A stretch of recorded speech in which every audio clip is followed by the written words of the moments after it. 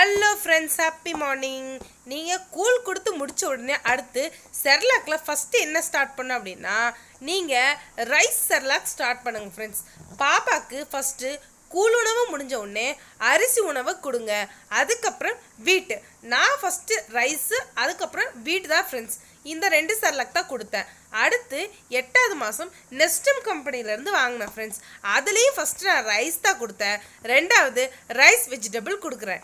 இப்போ 8வது மாதத்துக்கு பாப்பாவுக்கு இப்போ கடைசியாக ராகி ஆப்பிள் வாங்கி கொடுக்கலாம் அப்படின்னு சொல்லி இப்போ கொடுத்துட்ருக்கோம் ஃப்ரெண்ட்ஸ். ஸோ செர்லாக் நீங்கள் கொடுக்கும்போது எப்பவுமே நிறைய தண்ணி கொடுக்கணும் ஃப்ரெண்ட்ஸ். இது ரொம்ப இம்பார்ட்டன்ட். நம்ம சாரா குட்டிக்கு நைட் டைம் மட்டும்தான் ஃப்ரெண்ட்ஸ் நான் செர்லாக் கொடுக்குறேன். பாப்பாவுக்கு நல்ல ஜீரணமாகுது. நைட் டைமில் பாப்பா நல்லா தூங்குறாங்க ஃப்ரெண்ட்ஸ். ஸோ நீங்களும் ட்ரை பண்ணுங்க. வீடியோ பிடிச்சிச்சுன்னா லைக் பண்ணுங்கள், ஷேர் பண்ணுங்கள், கமெண்ட் பண்ணுங்கள். உங்களுக்கு ஏதாவது வீடியோ தேவைப்பட்டால் கமெண்ட்டில் கேளுங்க.